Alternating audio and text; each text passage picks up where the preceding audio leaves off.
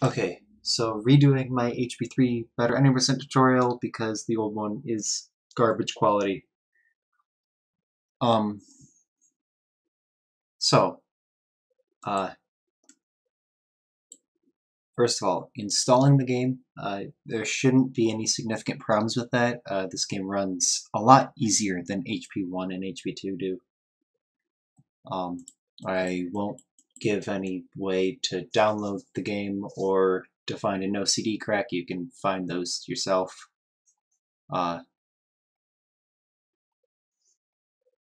No CD crack is recommended for this game. It's not necessary. It does still run off of disk if you so desire. If not, I mean, I have the disk, I don't use it, it's just a hassle.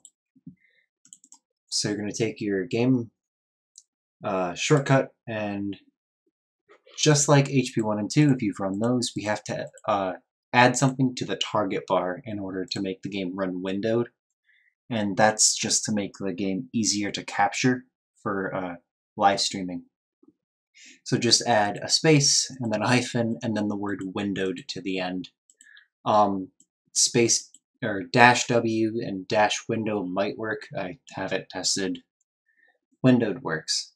Under compatibility, you should probably have nothing checked here. Compatibility mode, if things are really going bad, compatibility mode shouldn't hurt, but you definitely want to make sure that you do not have the game running as an admin. Doing that causes a significant number of problems. Frame limiters tend to not work with admin mode. Live split doesn't like to work with admin mode, so definitely want to keep that off. That's the only important stuff from here. So then we have live split itself. So live split for HP3 has a load removal tool and a auto splitter that you're definitely going to want to make use of the load removal auto splitter. I mean, it's up to you. In order to use the auto splitter, your game name must be of one of a few things. HP3 works, Harry Potter 3 works, and Harry Potter and the Prisoner of Azkaban works. There are some weird things where you can do like HP3 with Roman numerals. I don't know if that still works anymore, but you know, Harry Potter 3 works just fine, HP3 works just fine. You need to pick something like that in order to get auto splitter working. Under auto splitter settings, automatic start and automatic reset do absolutely nothing. There's no reason to have them running. If you want to use the auto splitter, you're going to want to hit automatic split on map change, and then it's up to you whether or not you want to split automatically once per map. Splitting automatically once per map is going to mean that there's a couple of spots where you probably really want to split, but it's not going to happen. Like, for example, after library, it won't split. After the Buckbeak segment, it won't split, and after Harry's final, it won't split. So I turn that off. I don't want to set a reset. These are the settings that I use to create this set of splits.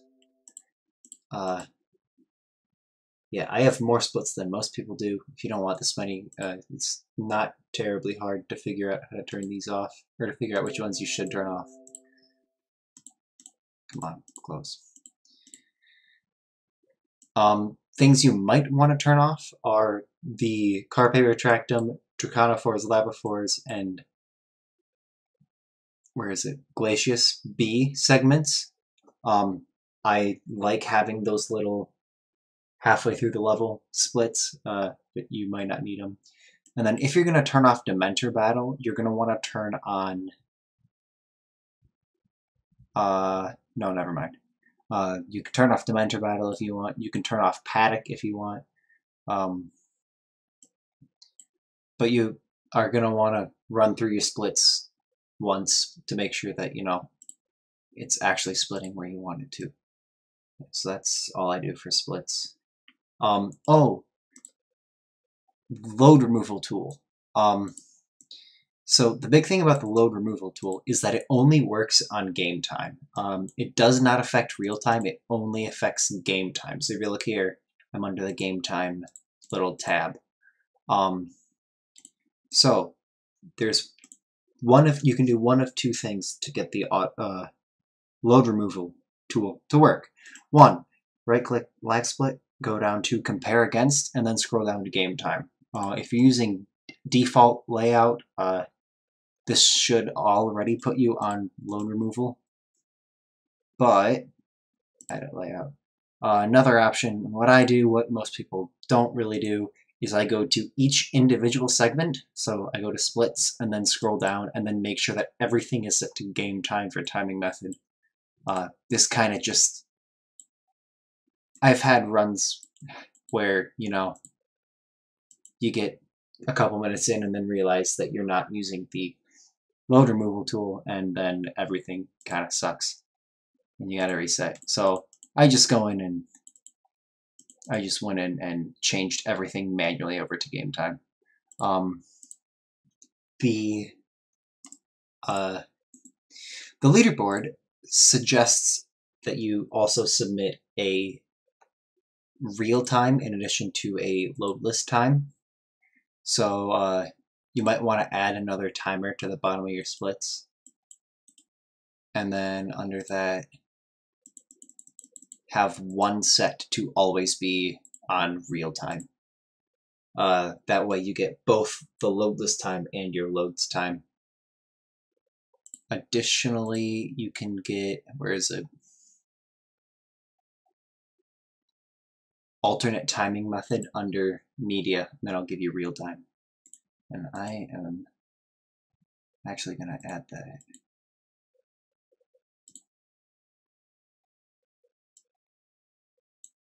Cool. Okay, so that's pretty much it for setting up the game. One big other thing.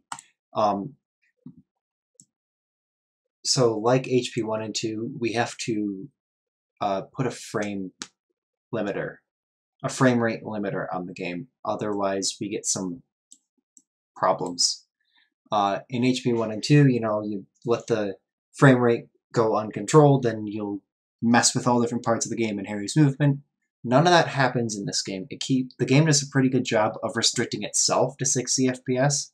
However, if you don't limit the frame rate, there are a couple of spots where the game will just soft lock. Specifically, any imp fight in the game, the imps just won't move. So make sure you download DxTory and have limit video FPS set to 60. So when I launch the game, this should automatically switch over any second.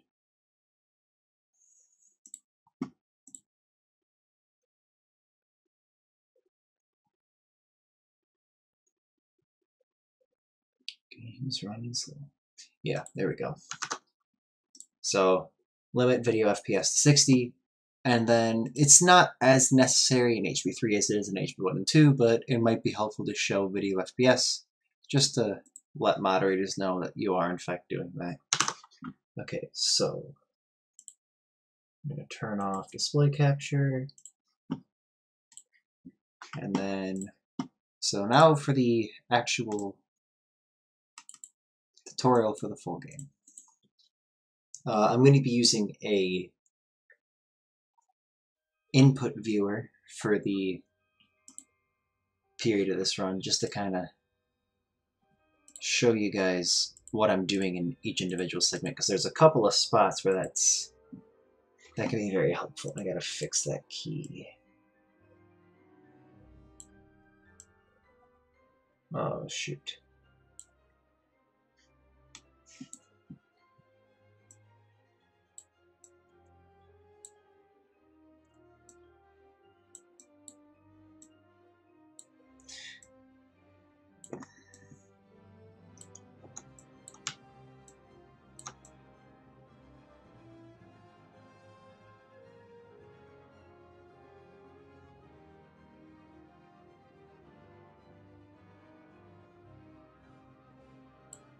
Okay, that's whatever. That's good enough. Okay, so since I made the last tutorial, the rules concerning the game have changed. You are no longer allowed to load the first bookmark to start the game. Basically, there's ways that you can alter the save file, which is not good. So you now have to click New Game, and then time starts when you click Yes on this screen. So I'm going to run the timer. So now you can see the timer is completely paused during the loading game screens, but real time keeps going. Okay, so a couple of things that I want to quickly mention about this game. So HP 1 and 2 have double inputs, where if you map two different buttons to forwards, backwards, strafe left, and strafe right, you can accelerate faster. This game does not have double inputs. So if you're used to HP1 and HP2, this game is nothing like. This game doesn't work that way. If you've never played those games before or run those games before, don't worry about what I said. Additionally, pause casting from HP1 and 2 does not exist in this game either, so pausing does not let you cast spells faster. Now, something very important. There is a trick at the very beginning of the train. This is about 3 minutes into the run, not even, like a minute and a half, that requires you to be on highest object detail. Yeah, just highest object detail. There is a box that we have to jump on that only exists on highest object detail. So, you start off, just run forward. I jumped into that cutscene. Jumping into cutscenes is typically detrimental, so you don't want to do that. Okay. Cast on the store, and we've got the first trick in the run. This trick saves about 10 seconds, and it is rather difficult, and one of the big choke points in the early part of the game. And hang on, I need to...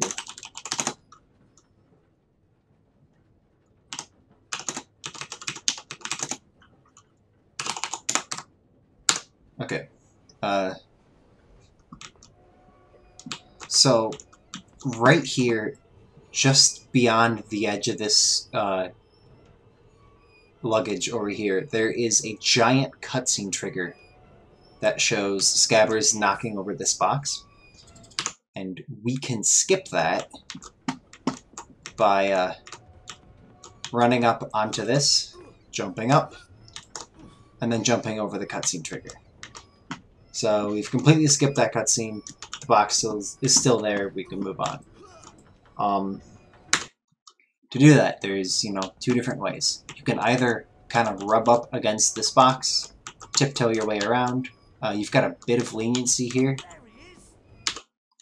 Or, pressing shift in this game makes Harry walk really slow. So a lot of people like to hold shift to get around this corner. And then, you're going to want to tap right a little bit before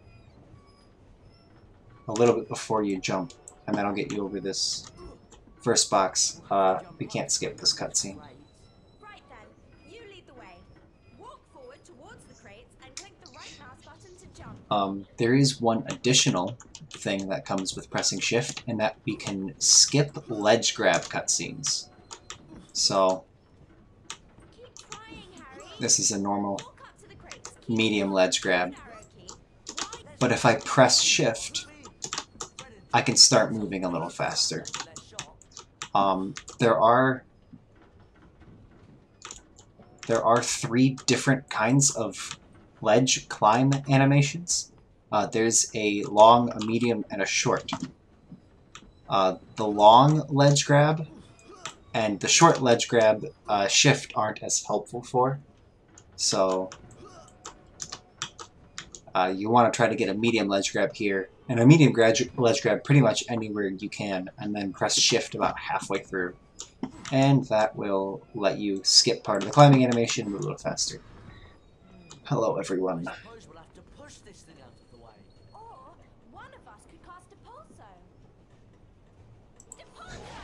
Yeah, just cast on this. Right here, do not jump. There's a little cutscene over here. or animation or whatever, when you go up to the save book, do not jump into that. Just walk into it. It's going to save us a couple of frames.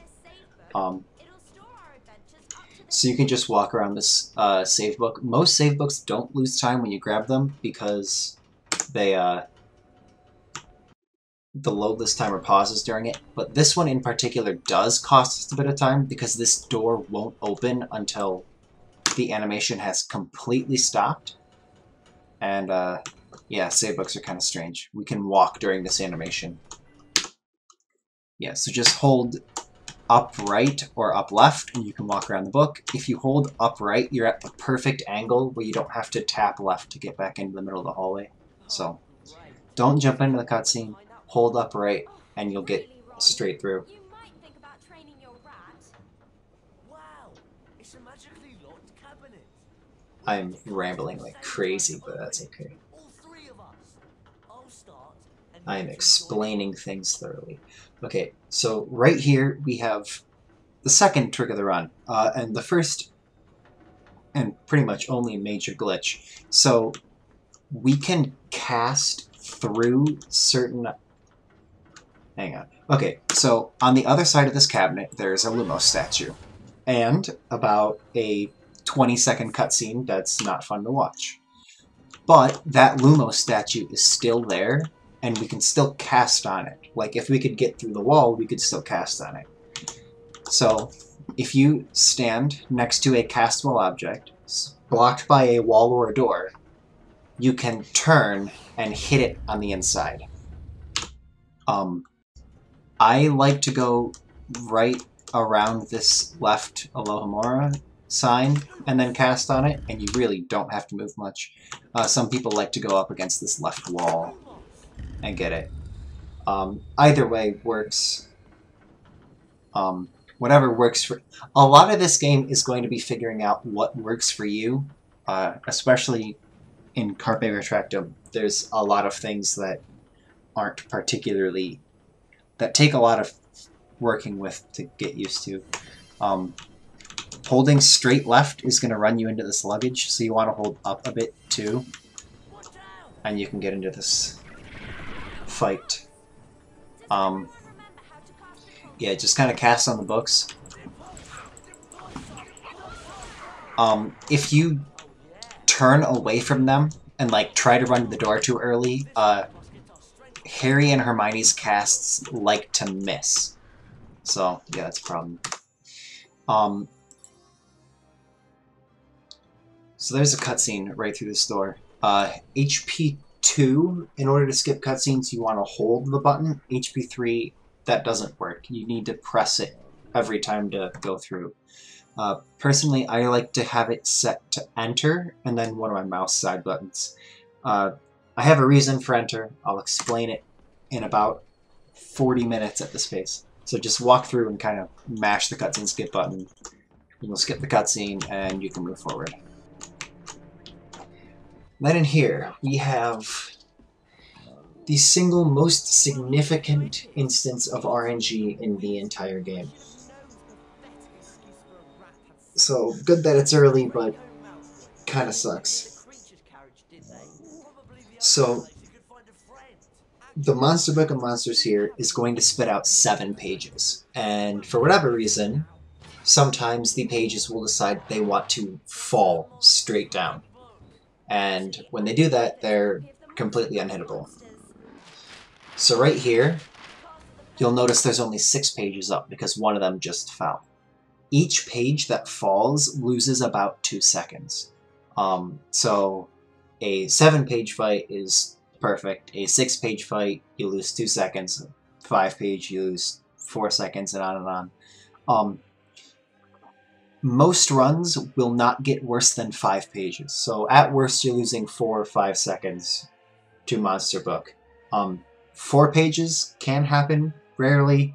3 pages can happen very rarely. Out of 1,000 attempts, probably 7 or 800 that have made it to this Monster Book, I've only seen 3 pages twice. So, the other thing, you have to hit, I believe it's 9 pages in order to beat the Monster Book. and it's you have to hit 9 pages. When Harry deals the finishing blow on a page, he deals more damage than Ron or Hermione. And if Ron or Hermione defeats even a single one, then you have to beat 10 pages instead. So, yeah, so right there Hermione hit one, so it's going to take 10 pages now instead.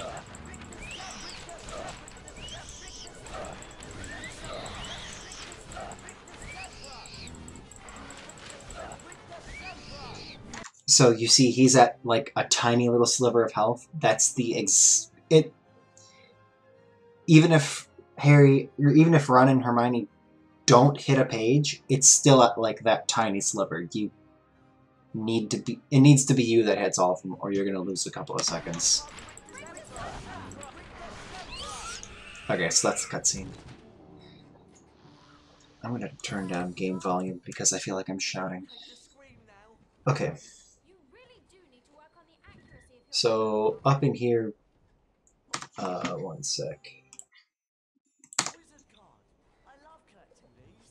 If we search around another Hogwarts, we could find all 80 collector's cards. So yeah, just walk forward, and then we've got the first Dementor fight in the game. This Dementor fight is completely unlike all of the rest in the game, but regardless. So I showed earlier that when you hit that first save book, you kind of move a little bit in the save book cutscene.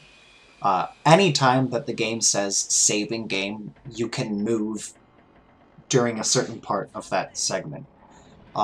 So when the game starts us, it's going to have us facing straight at the door. But during the saving game dialogue that's about to pop up, if you turn your mouse just slightly to the left, you can line up with this Depulsa switch on the wall. So, just sit here for a sec, save game, start turning left, and you can line it up. There's no real trick to this. You can't really predict it.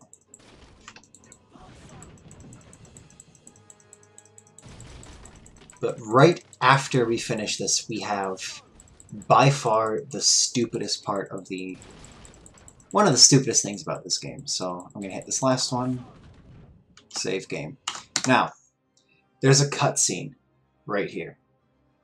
If you mash the cutscene skip button constantly and never stop, it will try to skip the same cutscene over and over and over again forever. So if you mash the cutscene skip button, you'll never skip the cutscene. So you have to hit it once, twice, just to get it started, and then stop. And that'll let the cutscene continue to play. However, after the first skippable cutscene, there is a second skippable cutscene. And you want to skip both of them. The second one is only about 4 seconds long, but that's still 4 seconds that you don't want to lose. And the cue to figure out when the second one has started is when you can no longer hear noises from the first one. So you want to listen. You're going to want to mash right at the end of the fight until you've hit the cutscene skip button once or twice into the cutscene. Then listen for it to get quiet, and then press the button again. So, I'm going to show first what happens if you mash. It frickin' didn't do it. Are you kidding me?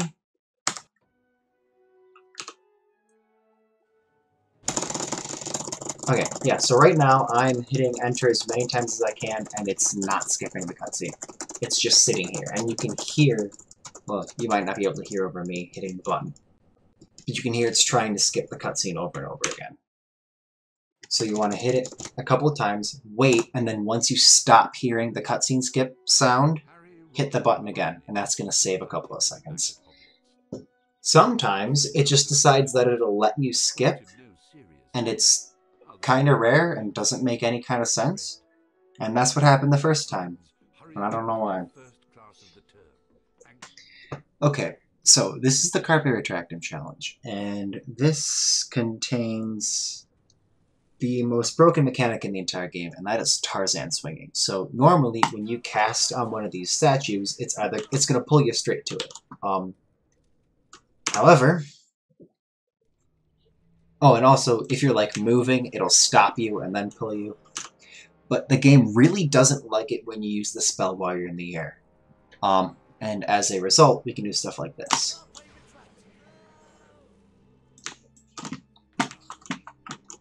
Yeah, so this area is completely broken, and it's unfortunately also one of the hardest sections in the game. So, I'm going to go through the entire challenge twice. Once trying to show some more beginner strats, and once trying to show advanced strats. For each of them, I'm going to also say about how much time each trick saves, and in what order you should try to learn them, like in not necessarily in what order you should try to learn them, but in what order you should try to implement them into a speedrun, you know, which ones save the most time compared to their skill level. So, beginner strat from this room is to literally just do it normally. Okay, so right here, Lupin's going to make us, he's going to tell us that we can use carpet retractum on this. And when he does that, he's going to force the camera up into that direction and make it stay there. You can break out of this animation by using the cutscene skip button. In fact, most animations you can break out of with the cutscene skip button. Actually, most dialogue lines, not most animations. But just like how we used, just like how you can jump to mess with the statues for carpet retractum, you can also cancel carpet animations by jumping. So I'm going to let go of left mouse button to cast on this wall floor thing, and then I'm going to jump right after I do that, and it's going to cancel the animation like that, and it's going to pull down that thing. Then, if you noticed again, it pulled my camera down towards the Spongify tile, so you can press left mouse or press cutscene skip to get out of that. Spongify tiles are very not broken in this game. There's very little you can do with this. These little things popping out of the side of the wall are solid, and you can jump on them, and that saves a couple of seconds. So, nice.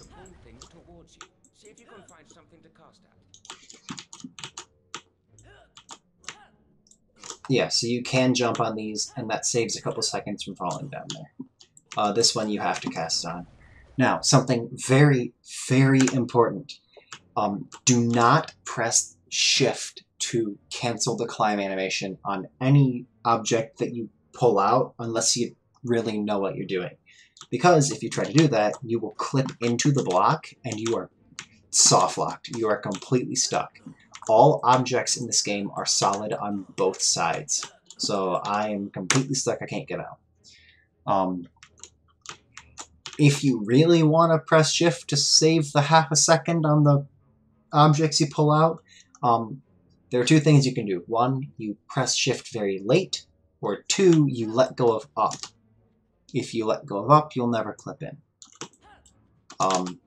Part of the better any percent ruling, which is the tutorial I'm giving, is that we don't need to complete the achievements, which are normally required to beat the game. So I don't need to worry about grabbing any of these challenge shields. We're going to get a couple anyways, just because they're in the way. We will not be doing any of the monster book encounters, the hippogriff courses, or the pixie encounters. Those just waste time. We'll do one flying course because we have to, because it's part of the story and we can't skip it, but yeah.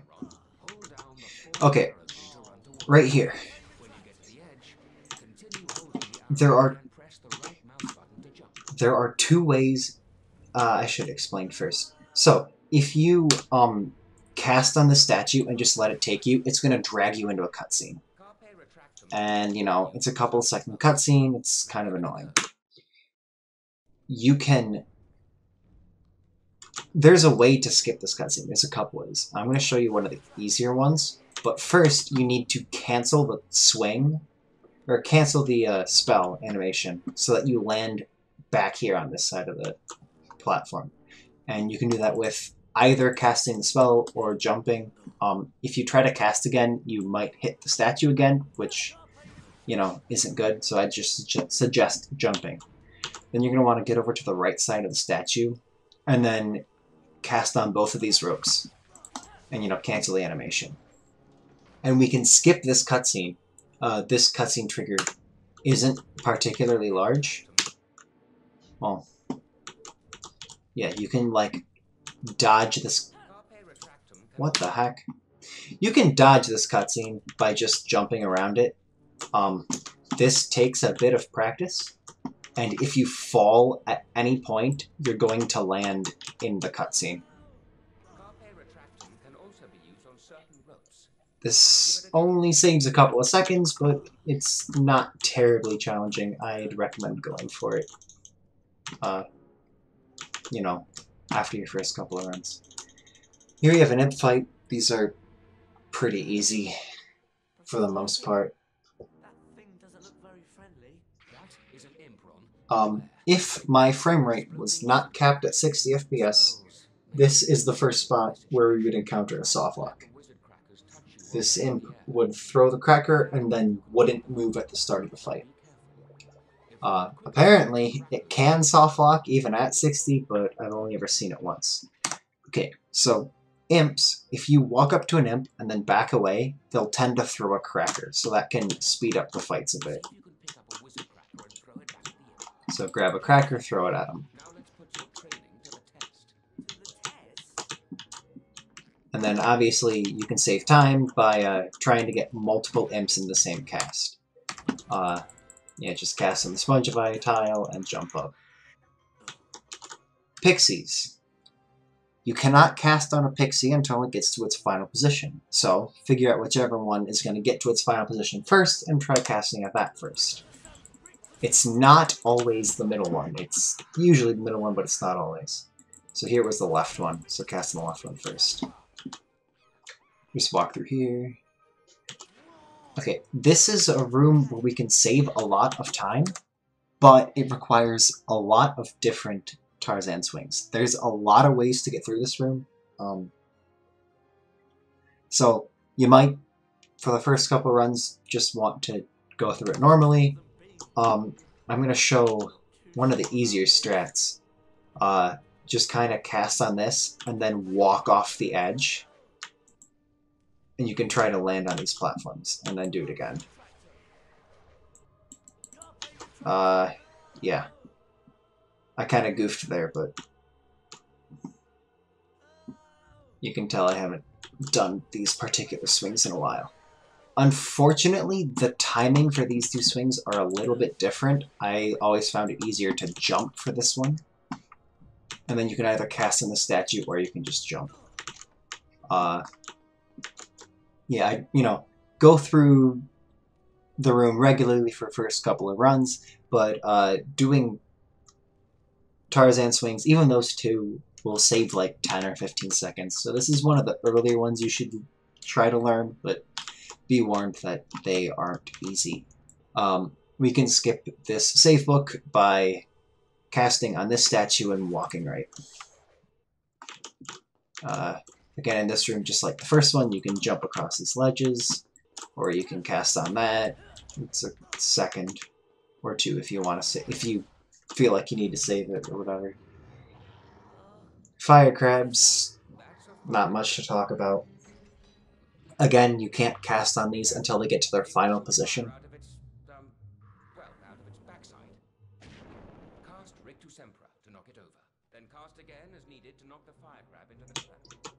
So you just kind of wait for it to get there, and then wait for it to turn at you. That was a particularly slow bit of movement. These guys run on a cycle. I have no clue how to manipulate that cycle. But sometimes you get good luck, sometimes you'll get bad. Okay, this next Tarzan swing is the biggest time save in this entire challenge, and it's one of the harder ones. So, you're going to want to walk up, turn and look at this, and then you're going to let go and hold back left, and then switch to left. And that's going to get you over into the void where that platform comes across. And if you do it right at the start and do it quickly, you'll be on a good cycle and you'll land on the platform right as it's there. So, I also like to switch to like up left and turn. That gets me lets me better see where I'm landing, so. Yeah. And then from here, you can either just, you know, cast onto that and then go over, or there's another Tarzan swing you can do. This one doesn't save quite as much time. You just kind of hold back left and then jump. Now, all of these, I should have mentioned this like 20 minutes ago. It's really important with doing different things changes Tarzan swings drastically. So a Tarzan swing while walking off a ledge is totally different from a Tarzan swing while jumping. And your velocity, your vertical velocity at the point where it's the statue starts to pull you makes a big difference on how it plays out. So you're going to want to spend a lot of time messing with the timing of when you jump or when you walk off a ledge and what directions you hold and when you hold them for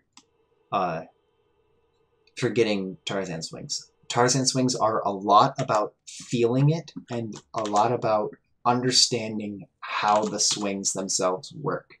So these are things that you really have to practice a lot. Cast on this, you're going to want to cast on this guy, then cast on the top block, and then walk off. I'm going to show a Tarzan swing for this room because it's not terribly difficult. But in order to do that Tarzan swing, this door has to be closed. I'm going to move you too because you're going to be annoying. And in order to move this door, we have to get out of the way, so it's fastest to just fall. Then you're going to want to look up at the statue, and you're going to let go of left mouse button, or let go of spellcast, and hold right. And that should get you up to this platform. Usually you'll end up like grabbing the ledge, and then you can jump up and hit the disposal switch. When you hit the disposal switch, let go of all of the arrow keys because it'll keep whatever direction you're holding. So like if I'm holding back when I hit that switch, I'll walk straight off the back here and void, and that's just an annoying time loss. Cast on this, go through, and you're at the next part. Now I'm going to show the advanced strats, and hopefully I can do this a bit faster. So this room, you can save somewhere between 5 and 10 seconds by doing a Tarzan swing in this room. It's what I showed at the very beginning. You want to tap jump and then tap. Okay. So you want to tap jump and up and right at the same time. And then immediately after you tap jump, you want to cast your spell. So tap jump and then tap cast right after that. Then you're going to wait like half a second and let go of right. So just to show you, watch the input viewer. You jump, hold up right, cast, wait a sec, let go of right. And that's going to get you the right movement to get across. However, getting the right movement isn't enough because it'll pull you back. And if it pulls you back, you won't get to the other side. So you need to cancel the swing with good timing. So what I look for is you can see this little black line in the back. Right as Ron's head is like about to cross that line, I hit right mouse button to jump and cancel the swing. And that gets me across. Okay, now here. I mentioned, if you're looking at this advanced tutorial, I'm assuming you know a fair bit about the game already. So you know that if you walk over here, there's a cutscene or an animation that forces you to look up here. If you go through these out of order, you cannot use the cutscene skip to skip them. So you want to cast on this, and then be very careful to not walk past the middle of the Spongify tile, or you'll just be stuck in that animation. And that's not fun. I am mad that I'm missing this. If you fall down there, you get a cutscene up here. I mentioned this in the beginner tutorial, but I'm going to mention this here again. When you grab these moving blocks, you have to be careful when you hit shift to cancel the animation. You want to hit shift either at the very end of the climbing animation, or you want to let go of up when you press shift. So I like to let go of up because this the soft lock from falling in these also happens in Draconiphores, Lapiphores, and letting go of up works there too. But hitting late doesn't work.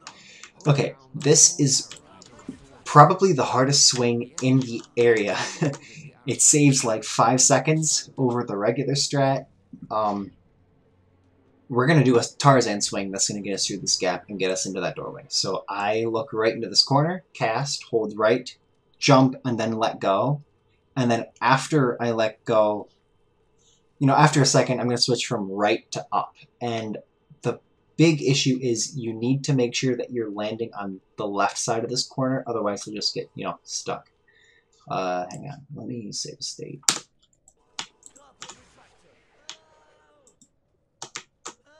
And it's fairly lenient. It's not as hard as it looks, but it, definitely takes some practice.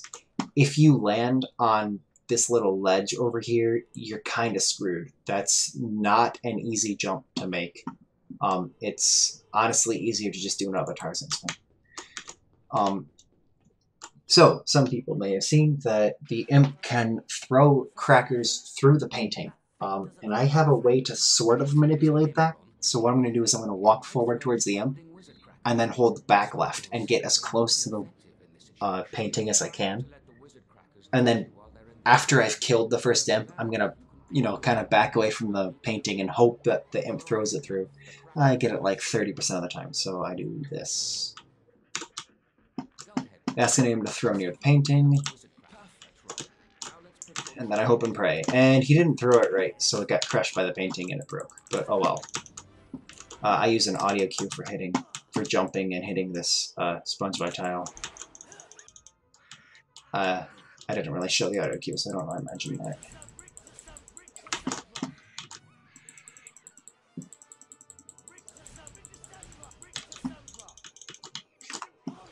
Turn cast because they're fun. Okay, so right here, this strat saves a couple seconds over the, this strat only saves a couple seconds, and it's challenging, but it looks really fast. It saves like 5 seconds over decent swings across the room. So you're going to want to cast on this, then let go of cast and back up to get, to kind of wind up the swing. And the goal is you want to ram against this pillar to change your direction so that you're flying across here. And then you want to do a double swing, as I like to call them. So you're going to let go of the swing halfway through and then cast again. So it's going to look like this. Hang on.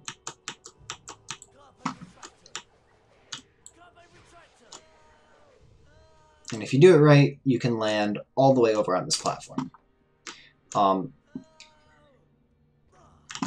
If you're too far to the left... Oh, that was perfect. If you're too far to the left, come on, cast.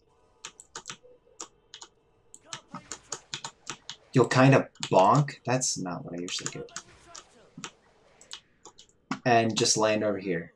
If you're too far to the right, you won't get redirected, and you'll end up aiming for those pillars. And it's still about as fast, but you can obviously hit the pillars, which isn't good. So that's a good swing. I need a bad swing.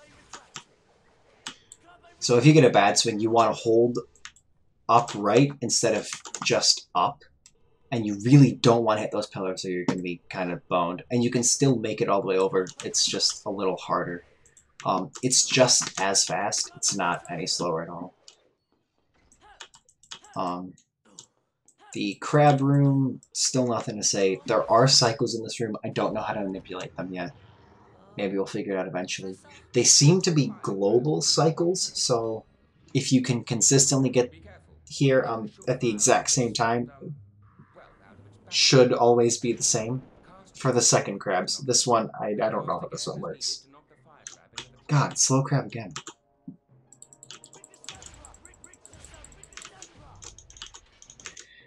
And then, okay, crabs. There's no special strat for here. It is possible to do this room in one swing, but it's not easy, and it doesn't really save time on its own. It should probably only be a desperation backup strat, but yeah, you kind of want to hit the pillars, and that'll let you change your direction. And then you can land over here. Now, there's a strat to get all the way to the top in one swing. And this is another one probably going to want to watch input viewer. I'll try to explain it, but it's hard to explain. So I hold cast, hold right, and then after holding right for a second or two, I let go of cast. And that's going to put me over here in a kind of a deep swing to put me up there.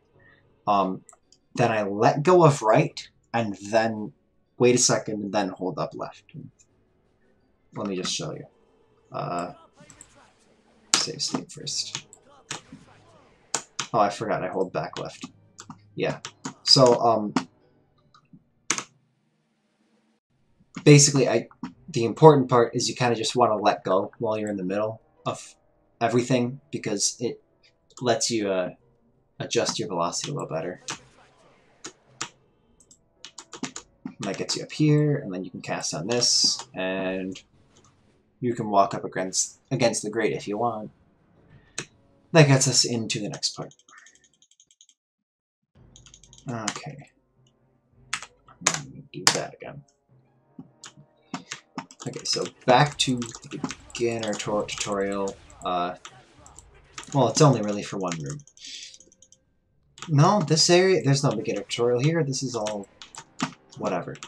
Okay, so this room, you can either go through it normally or there's a single swing, and this is pretty much the only strat in the area. So you cast on this, and then you want to be standing right over near this pillar, and then you're going to do a strat called a double swing, or that's what I always call it. So you're going to have the spell pull you towards the statue, and then you're going to press your cast spell button to cancel the first swing, or to cancel the spell pulling you, and then you're going to let go to cast on the statue again, so that you get a second swing. It's really hard to explain, but it makes sense when you look at it. So, I have the spell start to pull me, and then I cancel it and cast again. And that gives me, basically this kind of strat gives you a lot of sideways momentum.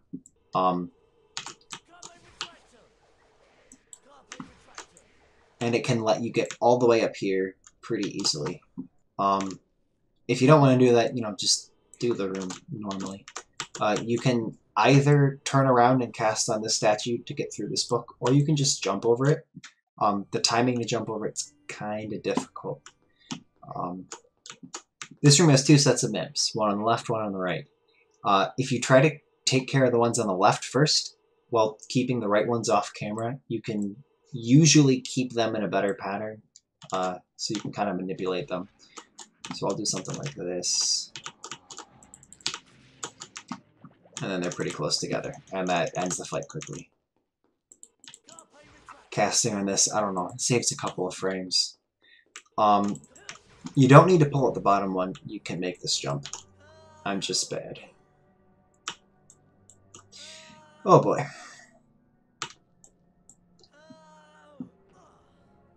You can make this jump if you jump. I would not recommend pressing shift on this one.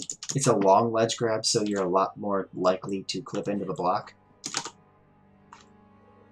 And it, doesn't save as much time. So, kind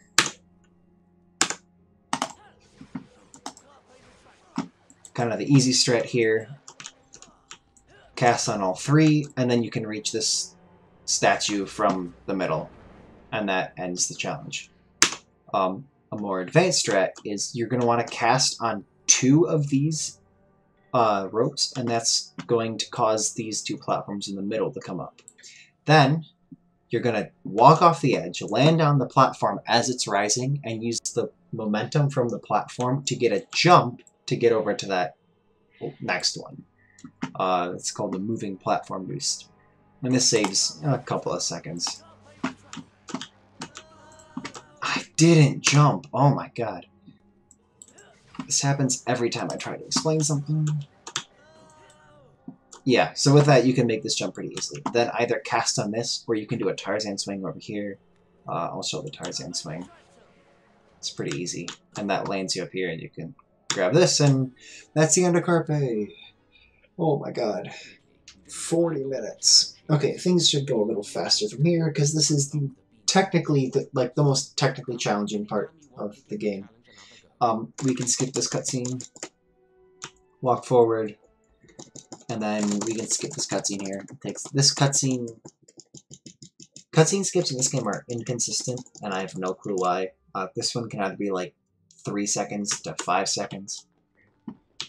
I don't know. So normally we have to follow Fred or George or whoever up to the 7th floor and fight Peeves to get some passwords, and that takes about 3 minutes, and we don't want to do that. So we are going to do the most inconsistent trick in the game, in my opinion. We're going to do Fred and George skip. So you're going to want to get in this corner, and you're going to want to get an angle. And the angle that I always use is basically you want to line it up so that you can just barely see this wall, like just the tiniest sliver of it. And you back up, walk forward, and jump. And Ron's in the way, so that's going to mess it up. I got that first try. Watch as I fail it for another minute and a half. This trick is not terribly consistent. So when you walk forward, the thing I usually look for is I kind of want to jump when I'm on this brighter tile. And somewhere around there is the spot where you can jump and make it perfectly onto the statue. Now let's get that angle a little better.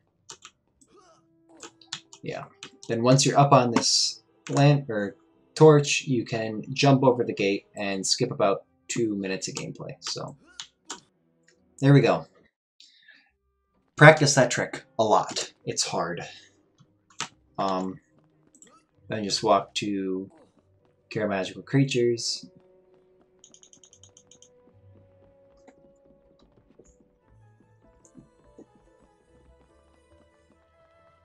There's a cutscene up by the gate.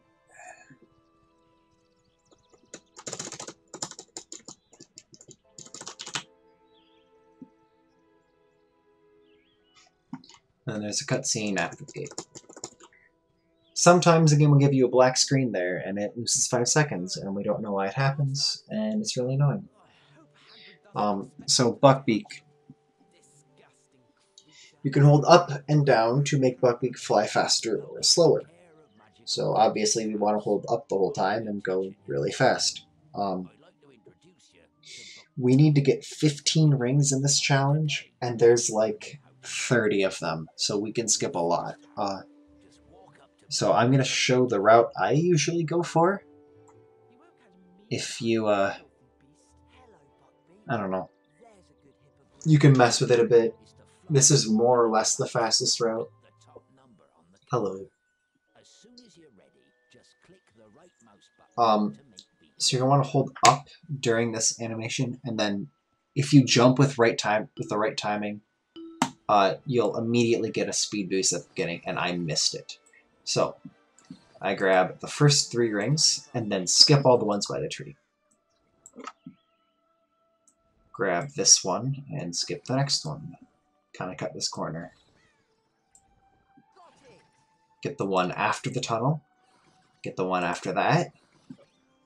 And then skip a bunch.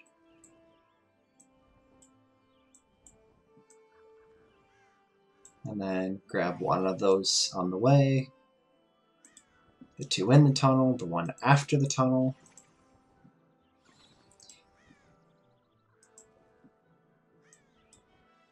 And then this one, and here's your backup.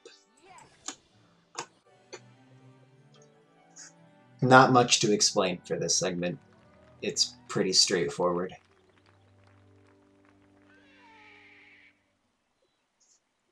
You only need to get 15 rings. I grabbed 16. You only need 15. The 16th is just a backup ring, in case you mess up and miss one. Um, don't be like me. Don't fail white rings. It's one of the stupidest ways to lose a run, and it happens to pretty much everyone at some point. So, don't zone out too much. Oh, I've been doing this for 45 minutes and I'm not even halfway through the game. Okay, this cutscene, just kind of mash through it. It takes 7 to 8 seconds and there's no way to make it faster. Hold back left and you're going to want to turn. Now, if we did Fred and George, if we did the Fred and George segment, we would have portrait passwords to get straight up to the first floor, but we skipped that. So as a result, we're going to lose about 30-40 seconds throughout the run to having to walk up the staircase instead of using the portrait passwords. However, Fred and George skip saves about 3 minutes, so, you know, it's a net positive. So Peeves, you can only cast Carpe Retractum after Harry's spell in particular has hit Peeves. So if you want to try to look for that, go ahead. It's not the easiest.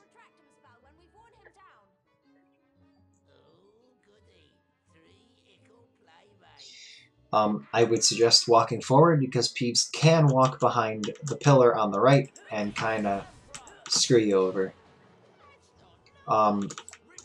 Canceling the Carpe animation doesn't save that much time here. I don't know. It's a couple of frames, if anything. I just kind of do it out of habit. After 5 hits, you're going to want to hold up, and I kind of like tap right.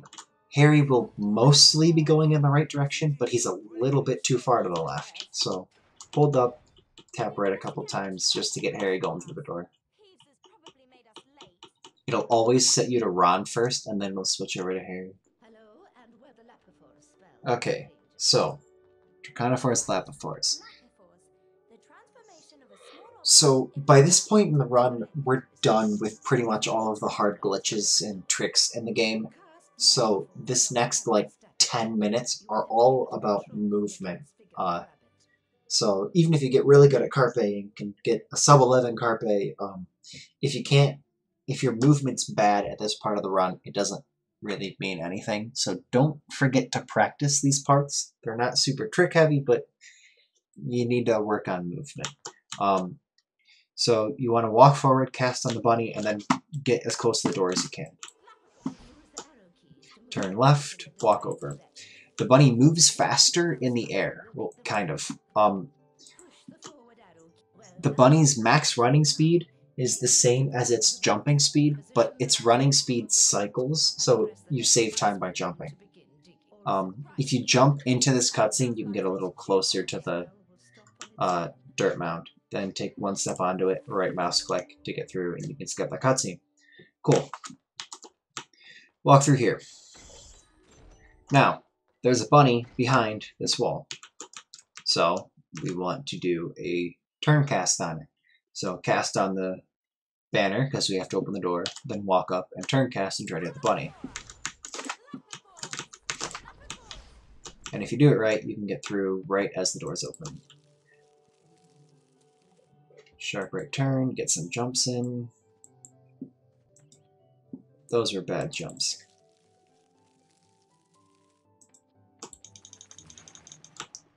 Walk forward.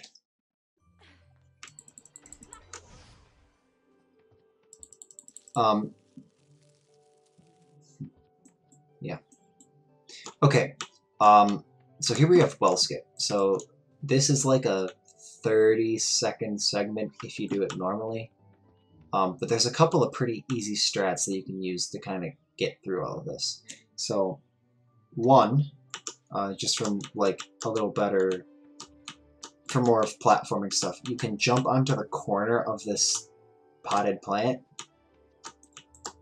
and then jump on top of the plant. And then if you aim for like just to the right of the platform on these kind of weeds, stop scratching. you can walk on that. And that can get you over here. Alternatively, if you aim for the middle, hold forward, and then mash jump, I have jump set to space and right mouse button, you can just scale the wall. You don't have to go terribly fast to make it up. Mashing is probably the faster and easier option, but you have the platforming strat for if you don't like that. Okay. If you're just looking for beginner strats, cast on the dragon. Dear God, cast on the dragon. I'm going to show that quickly, because there's a strat here that you should do when you cast on the dragon.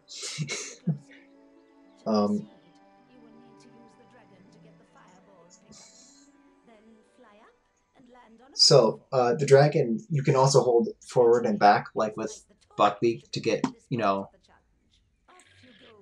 faster or slower movement. So, if you're casting on the dragon, you're going to want to hold back and then mash the spacebar and right mouse button or whatever your jump buttons are to grab the fireball. And you should go straight up. Then turn, land on the platform, and breathe the fire. And, you know, kind of try to jump on the platform a little early to save a bit of time.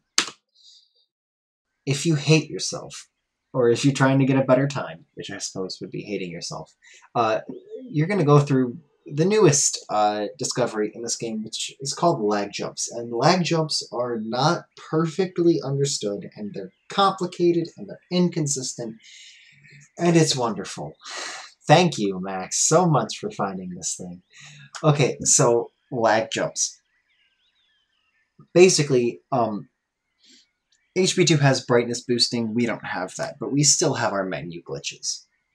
So specifically, if you go into your menu and you go to the Advanced tab and you change the world detail by hitting Continue and then Escape, you lag the game just a little. And if you do this in the middle of a jump, you'll extend your jump in whichever direction you're going.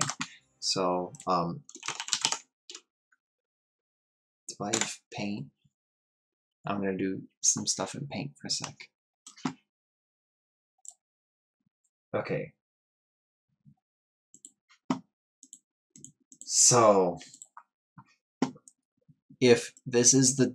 Come on, freaking draw.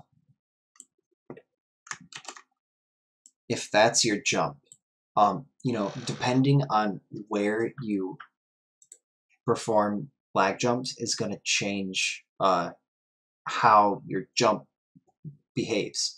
So if you do a lag jump at the very beginning, you're going to get a slightly further lag jump, but you know, it's going to increase this area immediately in the pause.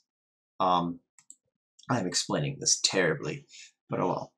If you do it kind of in the middle, you know, it extends it in that kind of direction, and it's going to give you a little bigger of a jump. If you do it in the middle,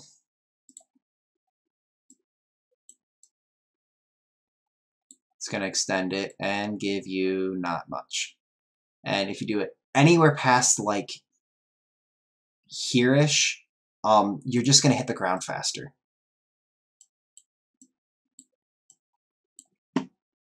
So, God, this looks horrible. Never doing that again. Okay.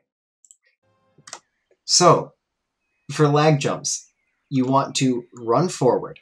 And it's very important. So, when you pause the game, it keeps your inputs. Whatever inputs you were holding before you paused, it holds on to them. But if you ever let go of them, it kind of forgets. So, if I hold forward... Did I save up here? Yeah, I must have. Yeah, cool. So if I hold forward and pause and then unpause, it's going to keep running forward. If I hold up, pause, let go of up, press up again, and unpause, you stop. So for this entire section, you have to hold up and you're never allowed to let go. Otherwise, you'll completely lose all momentum and fall straight in. So you want to hold forward and jump at the last possible second. And then somewhere like halfway in between the start of your jump and the peak of your jump, or a little later than that, you want to pause, and that's where we're going to do a lag jump. So hold forward, jump, and pause. Go to your options, go to advance, change your world detail. You don't actually have to change it, you just need this screen to come up. Then you're going to hit continue, and then escape right after. And it didn't work that time. And that's going to get you a slightly longer jump and let you grab onto this platform. And then you do the same thing over here. You know, just kind of line it up. Jump as late as you can. Wait half a second to pause. Change world detail and continue. This trick is not consistent between computers. Some people will have a much easier time getting this trick than others. For example, you know, I'm on a fairly decent computer, and I have a very narrow window for when I can pause and when I can jump to get the lag jump. On my shitty old laptop, it's the freest trick I've ever seen. So playing on a worse computer can give you a slight advantage. It's slight, nobody really cares. But considering that your load times are going to go way up, you probably don't want to play on a bad computer anyways, because that's just boring. But yeah, this trick is going to take, it's really finicky. You gotta put some time into it. You gotta make sure you got your timing right. You gotta make sure you got your pause right. You gotta make sure you're never letting go of up. It's awful and horrible. Yeah, this trick absolutely sucks. It's horrible. It's all Max's fault, and he knows it, and we all know it. But this trick saves 10 seconds here, and it saves 10 seconds later in the run, and it saves another 10 seconds later in the run. So it's a pretty big deal. If you're going for a top time in this game, it's kind of necessary. I'm sorry. So is Max. This section is mind-numbingly easy. Fly forward. Grab the fire. Don't jump here, because that happens, and then cast there. It's not the third, it's what's the second. And I'll go over that in about 30 minutes. Yeah. Remember, you jump faster with the bunny, or jumping is fast with the bunny.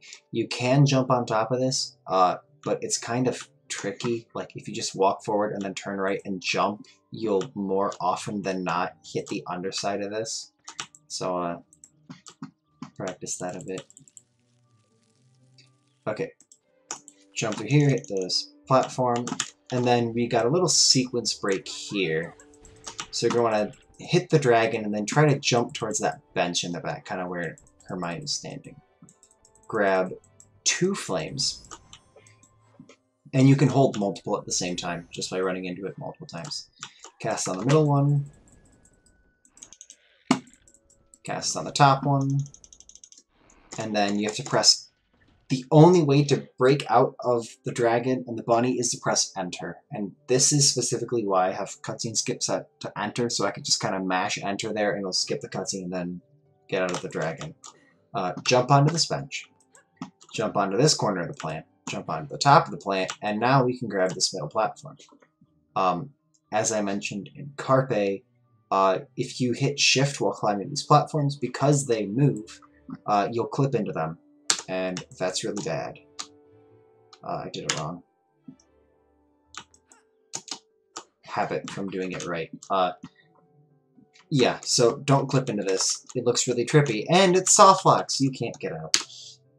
If you really want to hit shift while climbing these, let go of up, and you'll be fine. And that's the first half of Draconic Forest.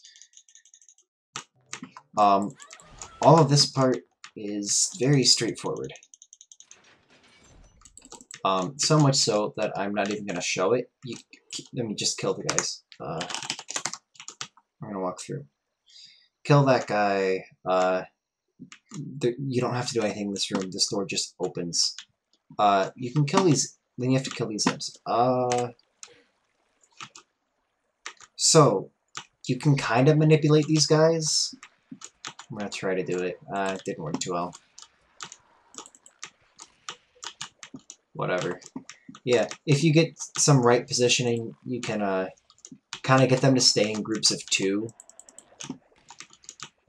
Which is, you know, kind of helpful. It's not the fastest way to do this room. You know, ideally you'd get it in 1 throw or 2 throws, but you can do it in 3 pretty easily if you figure out the movement for it. I don't remember it so well. Okay, the only trick in the second half of Draconiforce, and this is one of the more annoying tricks in the game. It's one of the more precise ones. It's door jump, or maze skip, or whatever you want to call it. I'm going to save here. So jump onto this plant, jump onto this tiny little thing poking out, and then you're going to want to make sure that if you're too far forward, when you walk left, you're going to kind of get thrown in a weird direction. So, you know, make sure you're out as far back on this as you can get. Look at the wall, look a little bit to the left, and then you're going to hold left and jump so that you land on this door. I didn't jump at the right time.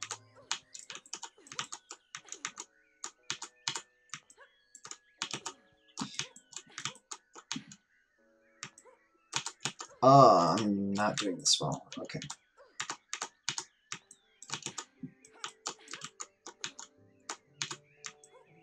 Okay, yeah, so that'll land you on the door. Then, do pretty much the same thing. And you're going to want to try to land on the bush. The hedge, whatever. And then you can cast on the switch, cast on the dragon, and that skips the whole bunny segment. And that saves like a minute. And it's really nice. If you really want to, you can try to do this without slowing down. Land down here. It saves like, I don't know, half a second if you do it right, if you land down here. Cast on the dragon, fly forward, grab the fireball. Yeah. This part's all very straightforward.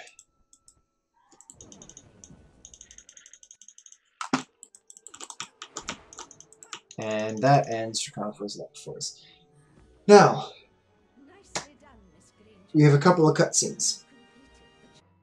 Okay, Expect Patronum. You can cast as soon as... So you want to start holding onto the cast, and then you can let go as soon as the ring, like, starts touching his wand. So you don't have to wait until it gets all the way to the end. And it saves a couple seconds. On pretty much all of them. Oh no, is that... Oh boy. Come through here. You cannot clear this area without grabbing the save book, so... Doesn't really matter when you grab it, you can jump over it there, but if you hit it, it doesn't matter. You gotta get it eventually anyways. Yeah, so the rest of this is pretty much, yeah.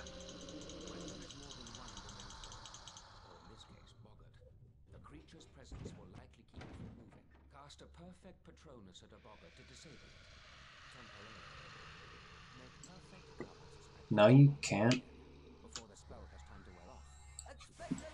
The trigger for opening the floor, like, almost entirely overlaps with the save book. I was under the impression that it entirely overlapped with the save book. You can skip the card. I don't think you can skip the save book. Either way, it doesn't lose any time. You can skip this cutscene, and you can skip this cutscene. Okay, couple of tricks in library.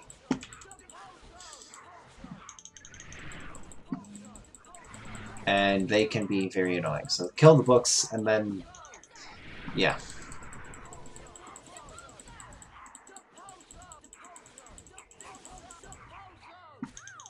Okay, here we go. So, right here, we're going to do a Tarzan swing that's going to get us up there. So in order to do that, just kind of hit the statue and then walk back. And that puts us up here. And that skips, you know, a couple seconds. Then this platform's going to come out. Now, normally we'd have to hit this rope and then switch over to Hermione and climb up and then cast in the door and all that. But there's a trigger to switch to Hermione and put her behind the door up here. Well, there's a trigger to put Hermione behind the door, just kind of floating in the air, and then we can pull on the rope to switch to Hermione while she's behind the door. So hold on this, and then you're going to let go and then jump, and you want to jump pretty late. And then don't hold anything, and it'll put you straight up, and you can skip the cutscene. And that'll put Hermione behind the door. And then you can cast on the rope and switch to Hermione. You've probably already figured out that there's a faster strat. You can do a single Tarzan swing, well, a double swing, but a single Tarzan swing straight into that trigger, and it saves a couple of seconds because you have to do one less Tarzan swing. But there's a problem. And I missed it.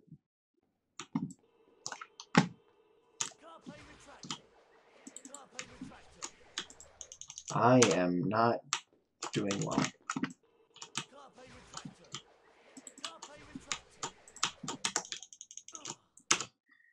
Maybe if I can get this once, then things would be fine. Okay.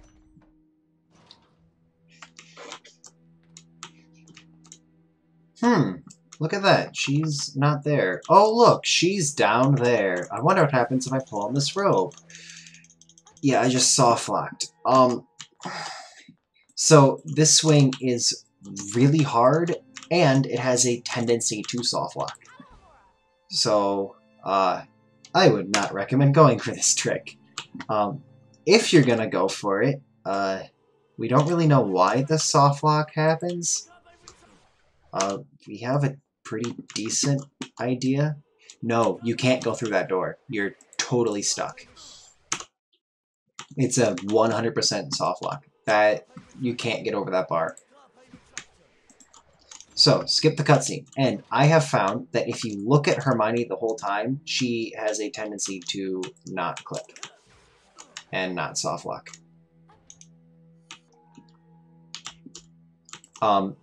But that's also, like, not totally consistent. So, yeah.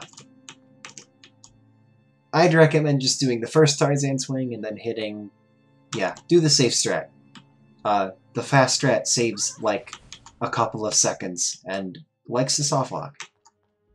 You cannot get through this door. I don't think a lag jump would help either. No, you can't get through that. And casting on the door just makes it close. So, hit the Lumos and go through, and yeah. Turn cast on this dragon. This is actually where Turncast was founding. It was found, I believe. Founding. Wow, nice. And then you can breathe fire on that, and yeah. The rest of the library is pretty easy. Skip this cutscene. Skip this cutscene. Walk into Glacius, and skip this cutscene. If you mash straight through this cutscene, you can usually skip it a little faster. Usually. I don't know, it's kind of finicky. Glacius is pretty straightforward. The first half of Glacius doesn't really have any tricks, so everything is about, you know, just movement and that kind of stuff.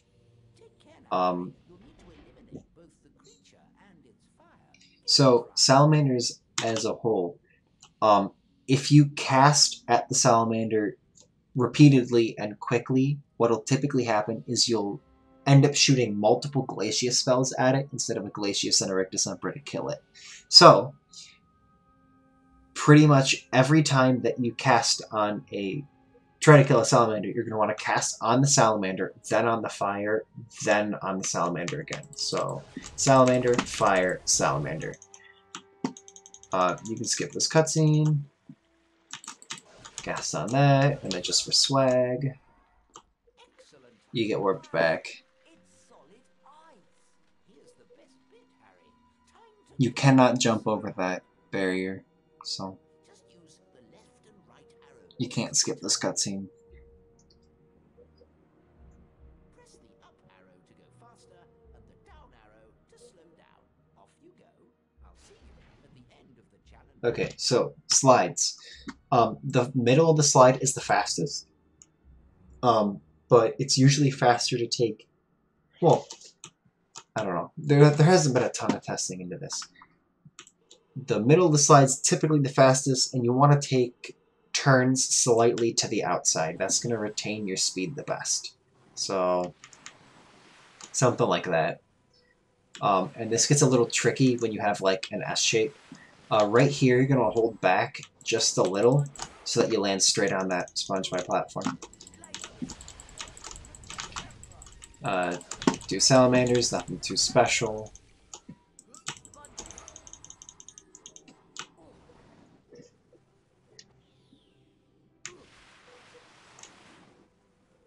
We go through here, we've got an S-bend. These are, yeah, kind of tricky.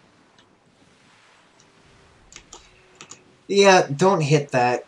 It slows you down. It loses like 5 seconds. It really sucks. I haven't hit that in a while. Of course I'd hit it now.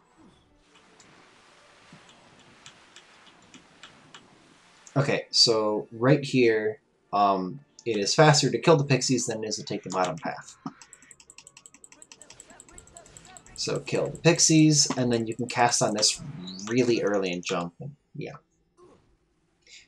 Salamanders, kill the left one first. The right one misbehaves if you cast on it first. Basically, it'll take 4 hits to kill the right one instead of 3 if you cast on the right one first. So do the left one first. Take the left path here. You want to kind of like clip over the center. It'll give you a bit of a speed boost. And then again, try to kind of clip the center, and it'll give you a bit of a speed boost. Okay, so now we have the only real trick in Glacius for better any percent, and it's kind of annoying. I'm going to save the state. So you're going to want to kill these 3 pixies that come out, and then you're going to walk up to that railing and skip the cutscene, and then we're going to do another moving platform boost. And this is the harder of the 2 in the run, so I'll show you what it looks like. Skip the cutscene. And there it is. Now, this is tricky for a couple of reasons. One, the kill plane down here is kind of high, so if you jump from this platform onto the side one too early, you'll void out as the platform's rising. Second, if you jump from this platform too early, you will have too much momentum and you'll hit the ceiling. And once you hit the ceiling, you fall straight down and you won't have enough distance to reach the ledge over there. Obviously, if you jump too late, you won't land on the platform. If you jump too late, you won't have enough momentum to get over. So you gotta kind of practice the timing.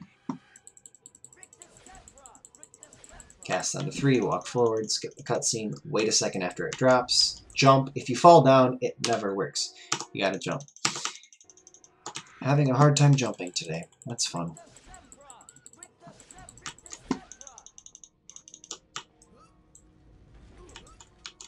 Yeah, right there, I jumped a little bit too early, which meant I hit my head and I had to grab the ledge. If you do it right, you don't have to grab this ledge at all. I just can't get it right now. I could probably do it for about 10 minutes. I probably won't get it because commentating is hard. 2 imp fights. You can manipulate these. I'm not very good at it.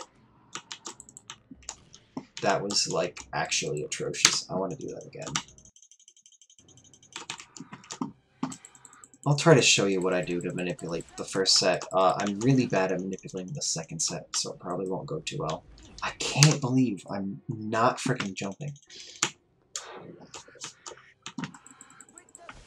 This trick isn't that hard.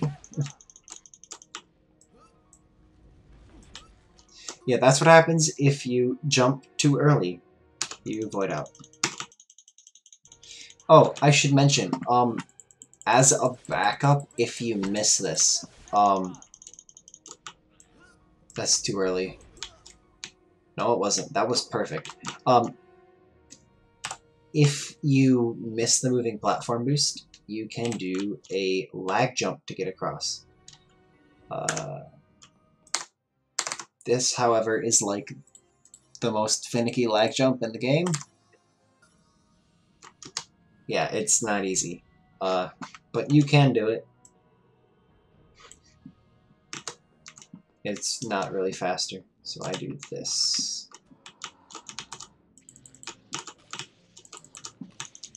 They both did. Only one of them moved. Oh well. Usually they'll both move at the same time. Oh my god. This is bad. No, this is not where the other lag jump is. I forgot about this.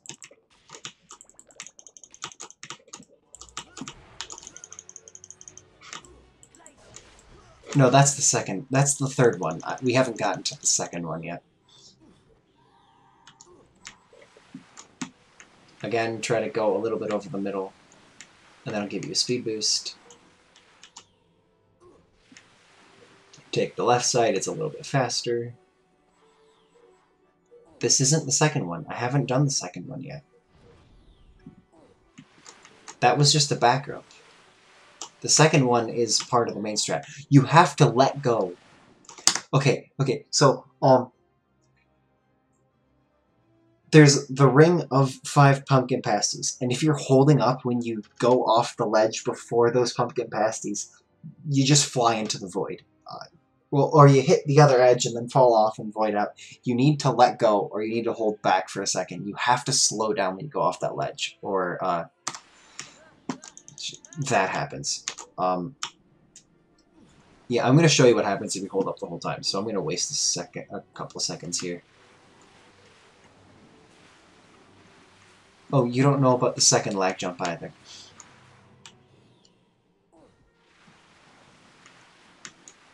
Yeah, most people just reload that area if you miss the moving platform boost.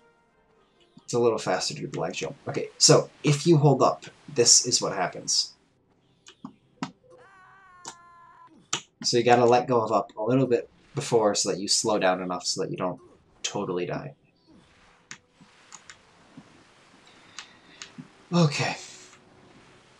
So that's all the interesting stuff out of Glacius.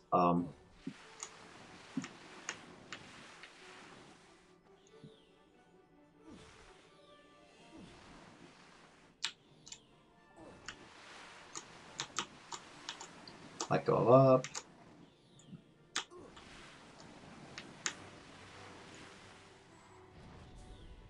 Okay, now everybody point and laugh at the any percent runners because they have to get this shield and we don't. And that shield is a bitch. And it's really hard to get. Okay. Cutscenes. Okay, Shack. There's not too much to this area. There's a cutscene you can skip right here, and then a cutscene you can skip right here.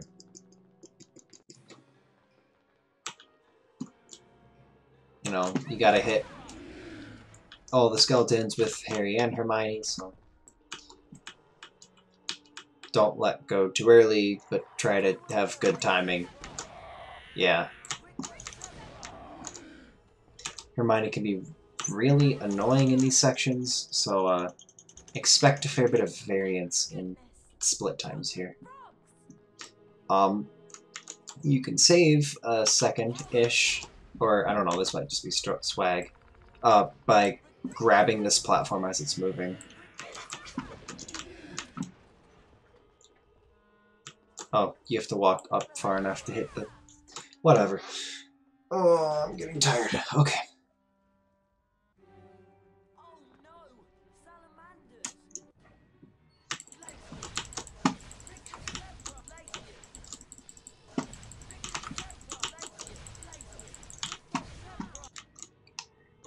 These skeletons always appear in the same spots in the same order. There's no way to skip this gap. You just kind of gotta wait. Okay, so when you walk through this door, the camera's gonna try to turn, so hit the cutscene skip button to skip the camera turning. There's a cutscene you can skip here. Go through the door. Just like the end of Draconophores, you want to grab 2 flames and then aim for the left side of this torch, otherwise you'll get stuck, because the dragon has a very large hitbox. If you have good timing, you can skip ledge grabs on those, skip this cutscene.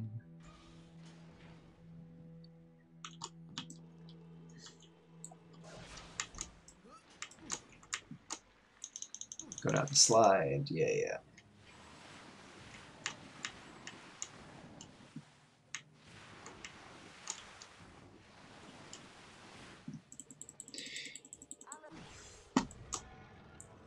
This area is very normal. There's very few tricks. You can try to get all of the Spongify tiles without hitting the ground. I don't know, that saves a second.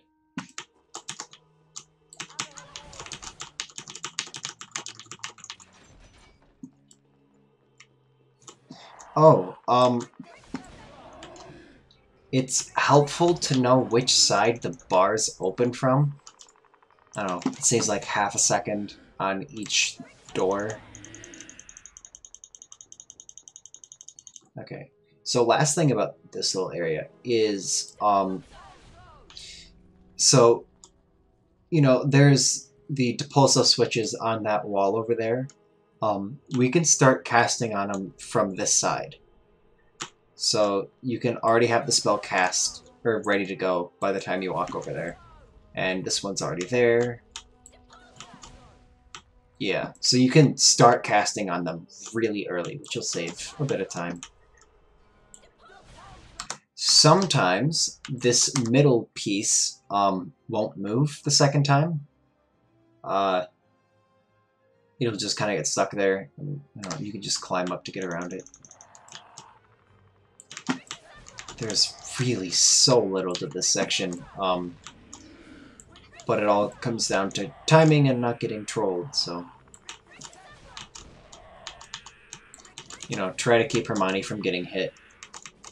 Try to keep yourself from getting hit. So if you walk up this staircase straight on, you'll kind of get these ledge grabs. But if you walk up backwards, that doesn't happen. So you want to climb up the side and then walk up backwards, and you won't get ledge grabs.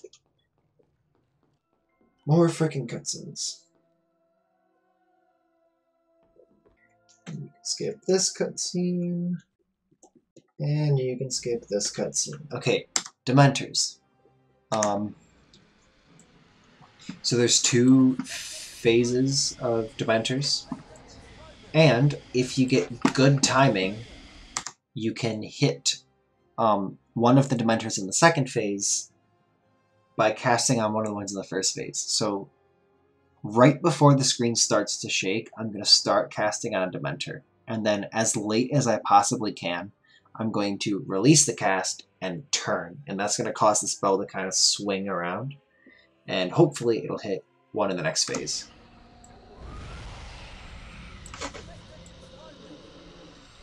And it looks like it... Oh, it hit one. Okay, cool. It sounds like it did. Yeah. It hit that one. 2 cutscenes to skip here.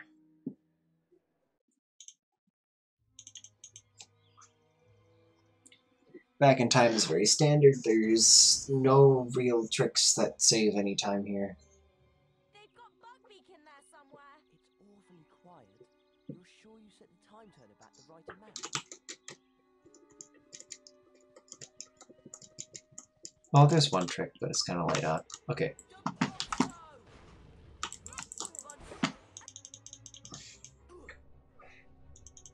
You did it! Perfect. Careful now. Right. Oh no! The door closed! Well, there's got to be a way out.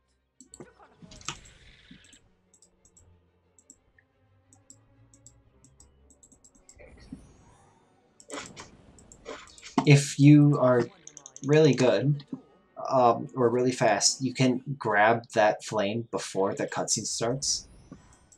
I don't know how to do it. I've never done it. I don't understand it. Does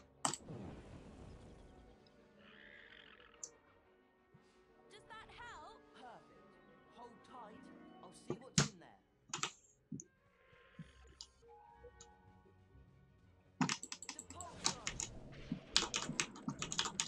I like to stand over here to get these imps.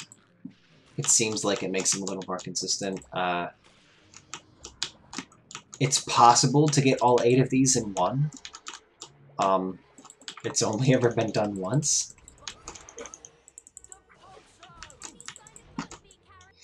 Make sure you jump right in the middle of these Spongify tiles.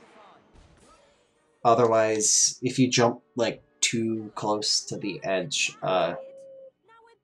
you can get stuck. There's a freaking dog barking. That kind of freaked me out. Okay. You want to walk a little forward. I usually try to walk a little forward with these pixies because one of them likes to get stuck behind here. Now, we have a rabbit section, but first, if you look in here, there is 2 depulsal switches, and we have to hit those to finish the level. And after we do the bunny section, it's going to switch us over to Harry, and we have to do, a double cast on that. But all that it checks for is if Hermione has hit it or not. So, if we walk over here and do a turn cast, we can hit that switch and save a couple seconds. This is the hardest turn cast in the game. It's inconsistent. It's really stupid. Nobody likes it. He's got to practice, I guess. Yeah, switch to the bunny, go through, and then the Spongify tile will already be there when we walk through.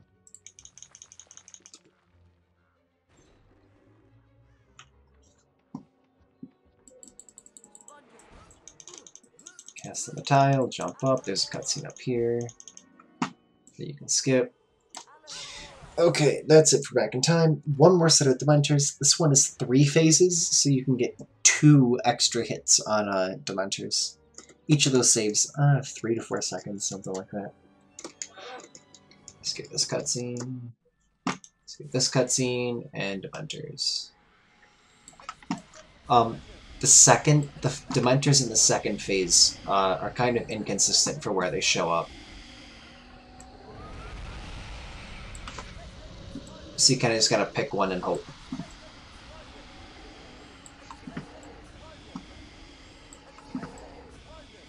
However, one of the Dementors will always appear behind this big stone thing on the last phase.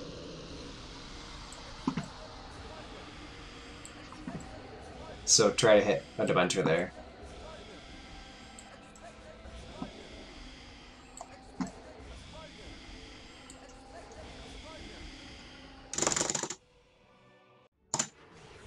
Only hit that cutscene skip button once. If you hit it any more times than that, it'll do the same thing that happens at the beginning of the game.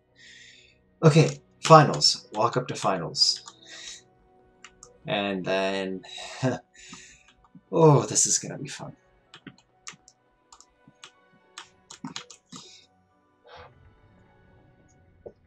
Okay. So this is Carpe Final, and it contains probably the hardest RTA viable strat in the game, and is consistent for most people one of the hardest areas. So I need to save state. Okay, so first things first, there's a cutscene at the very beginning, and you want to skip this as soon as you can. If you skip it immediately, you'll get a really short cutscene skip. If you wait a second, you'll get a really long cutscene skip. So there was a short cutscene skip. Now, Carpe Final is all about cycles. Every room is running on a cycle. The first 3 rooms we go through are all more or less running on the same cycle. The 4th room is on a cycle half the speed. I'm going to show a beginner strat that doesn't concern cycles at all. You just go however fast you can and get through it.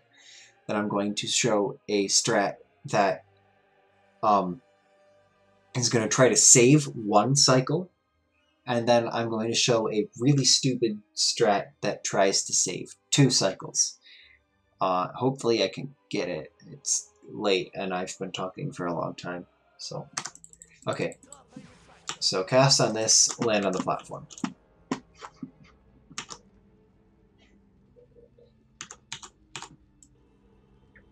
Now, you can either climb all the way up this tower, or you can do a strat here. And this is where, like, I get the concept of the normal cycle. You can turn up, cast on this statue right here, and then walk off the ledge at the right time, and it'll just kind of throw you up to the next area. That was not it.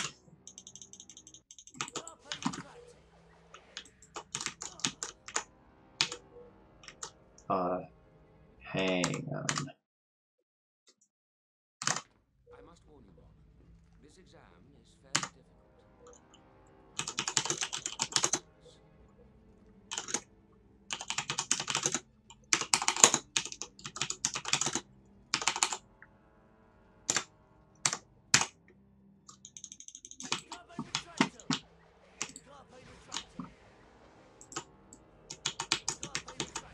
Okay. So, strat for this room. Land on this platform, look up, walk off the ledge, and if you do it with the right timing, it'll throw you up to this. And that's going to save you a bit of time and get you onto a consistent cycle compared to if you just climbed the tower normally. Then, this I honestly believe is probably the easiest Tarzan swing in the game. It's also the single most significant time save in the entire game. This saves like 3 minutes.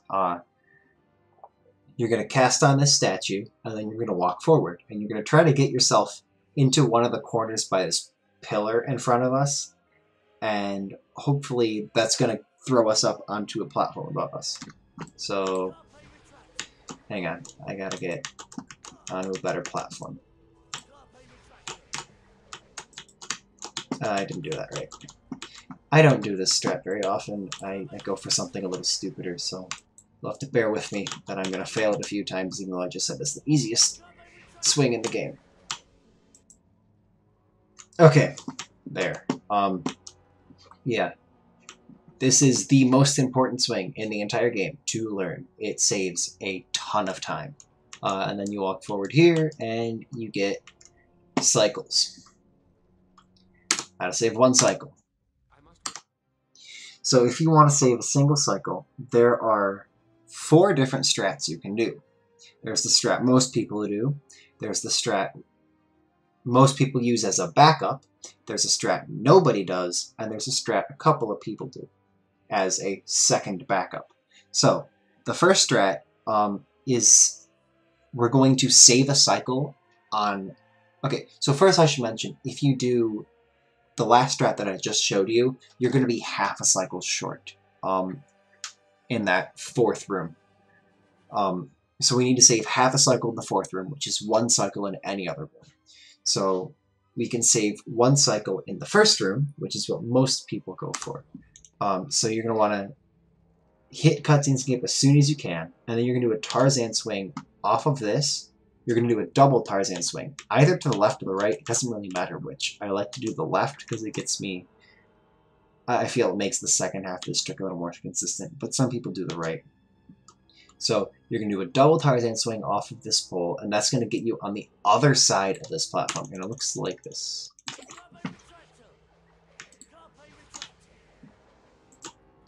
And that saves half a cycle.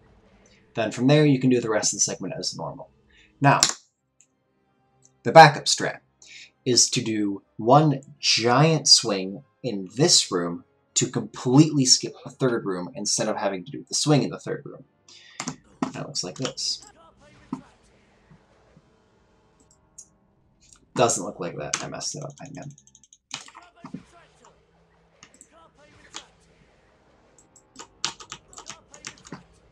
This swing is not very lenient. The timing to jump and the timing to let go is very narrow, otherwise it puts you over here. This is going to take me a few tries.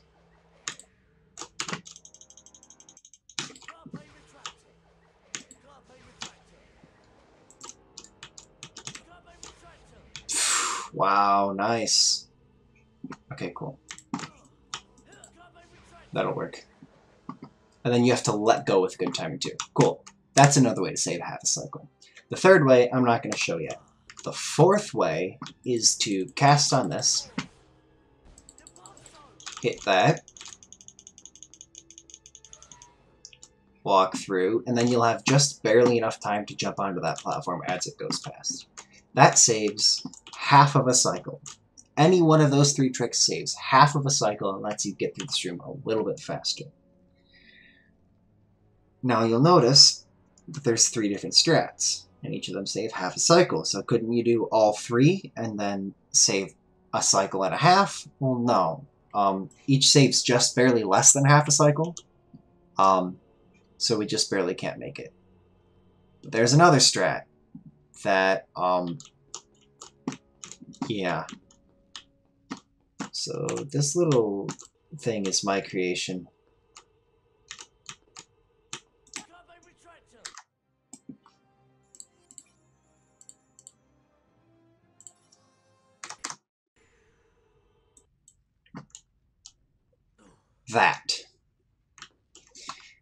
That is the second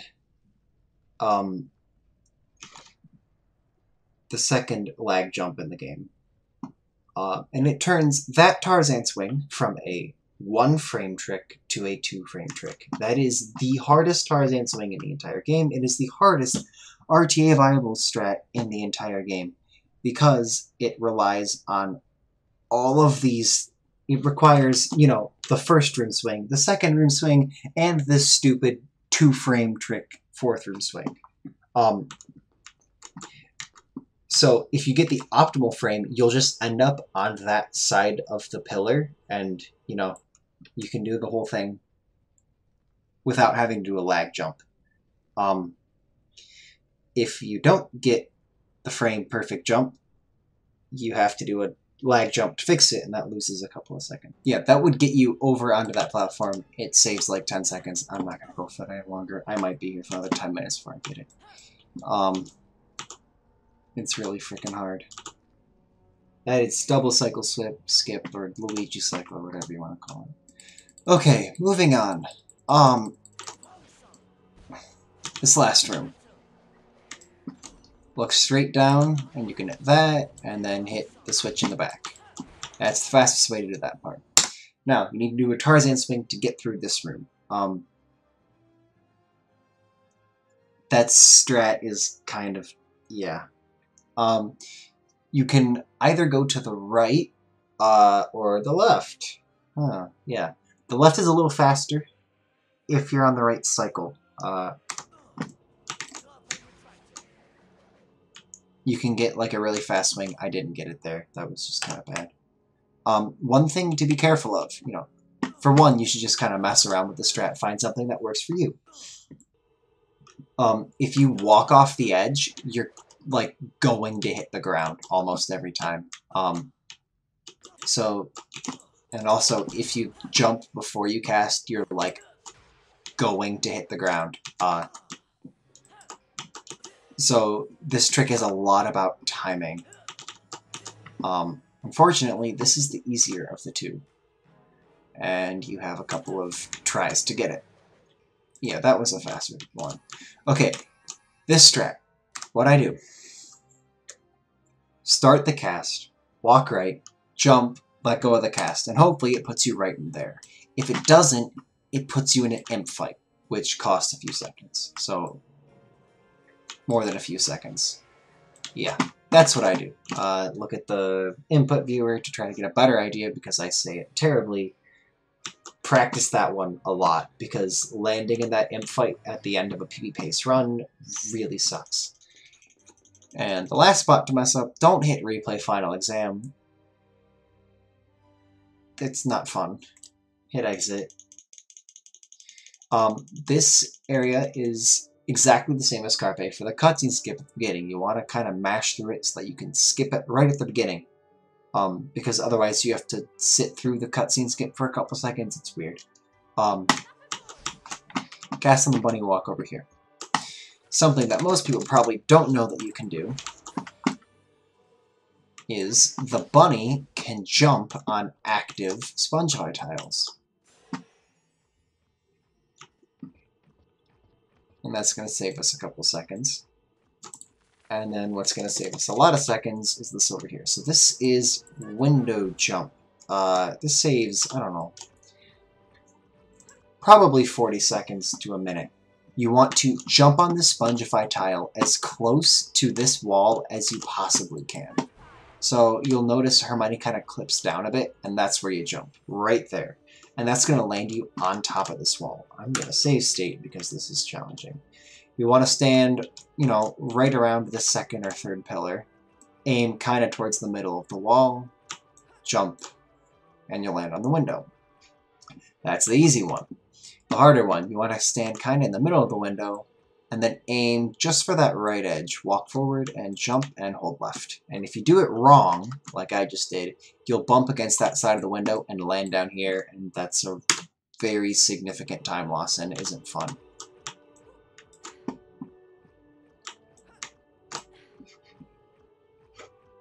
Yeah. That's window jump. So middle probably isn't best. I don't know, maybe stand back a little bit more. Get a good running start as much as you can, and try to land on this platform. That save book is required because there's an invisible wall right here, so you can't hit that Alohomora switch, or door, or whatever. Okay, this dragon section is really hard, and that's because the dragon's hitbox is very, very wide, more so than it looks. Hit all 4 switches on the ground, hit all 4 switches on the wall. Either wait for the dragon to come up, or you can snipe it while it's in the ground. Okay, and then practice this. Because this movement, this entire section here is just straight movement. You want to more or less aim for the pumpkin pasties. You know, just something visual to look at. You can go over this wall. It's going to save a second or two. Yeah, so right there, I ran in, just barely clipped into the side of the wall, and that's going to cost a bit of time. This area also has a set of cycles in it. I don't know these particularly well. They're a lot more variable. Go straight up and left. And then this one you're going to go straight down and straight across to get to the next door. So it's going to be right over here. And, you know, kind of aim for the pumpkin pasties. That just gets you a wide berth. These corners are tricky. And this one is really tricky. That was pretty good.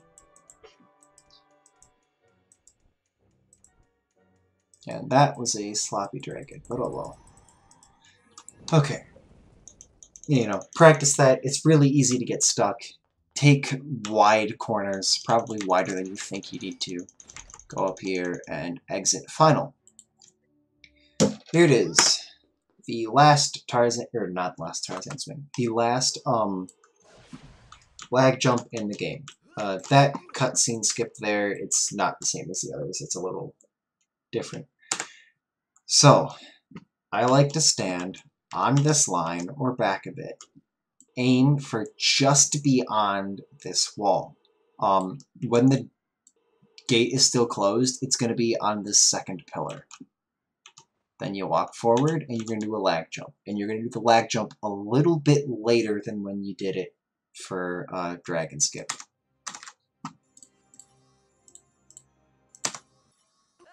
That was a bad angle. I hit the wall.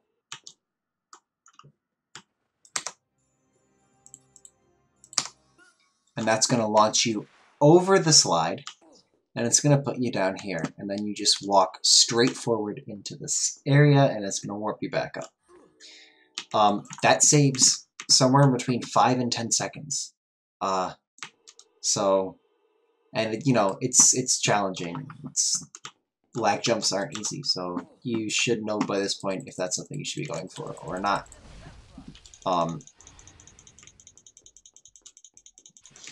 Then we have a bunch of fights. You know, imps are more or less the same. Try to get them to group up. Try to manipulate them to throw.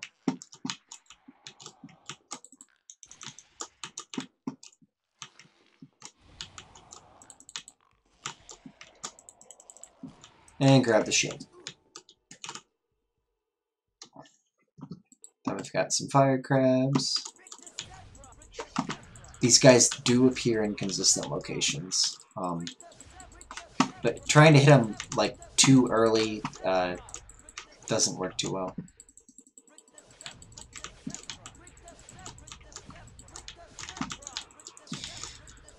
Yeah, sometimes the crabs go into corners and it's bad. Oh well.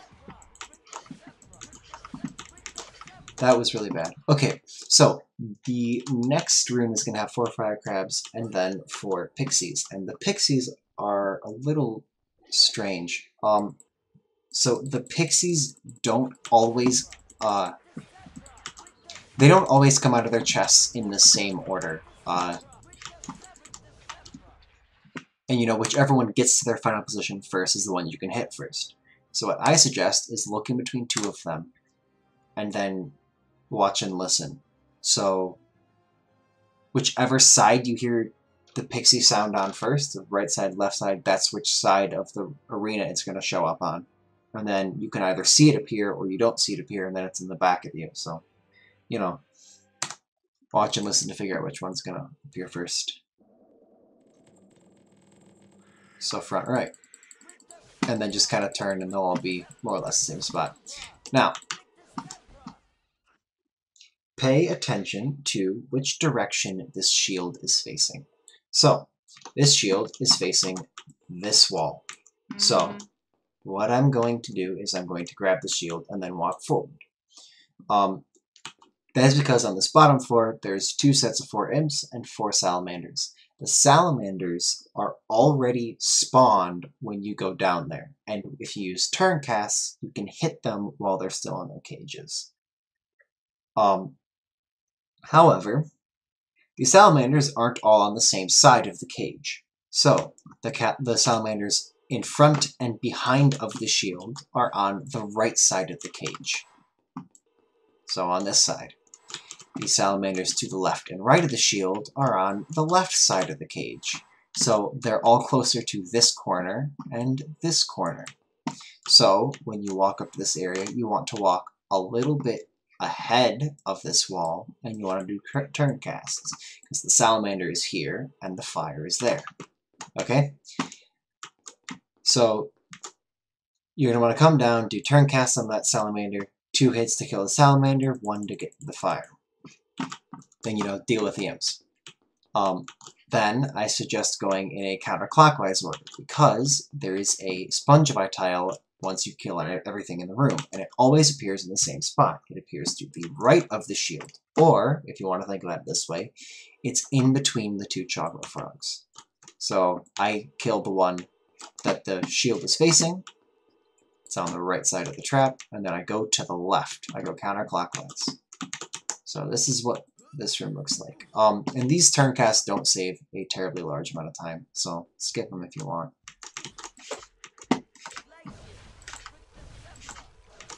And there it is. Now, because I killed those quickly, or because I killed one of the salamanders, it's going to mess with some of the cycles. So the walls are going to come down faster, and the second set of imps are going to spawn earlier.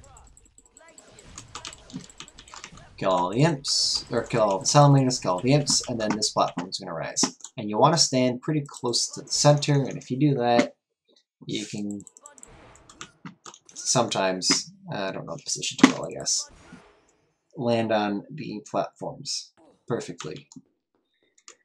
Oh boy. Hold up. skip the cutscene, hit exit final, and that's it. That's the game. We're in the final cutscene. Now, at this point, any percent would have a set of challenges that they need to complete. We have none of those. We have progress towards none of them. So, any percent calls time when they close the final challenge menu. So, better any percent calls time when we close the final challenge menu. So, escape and hit time. And that's the game. In any percent, this is where we would reach the credits, but better any percent doesn't reach the credits because it's more fun that way. I don't know.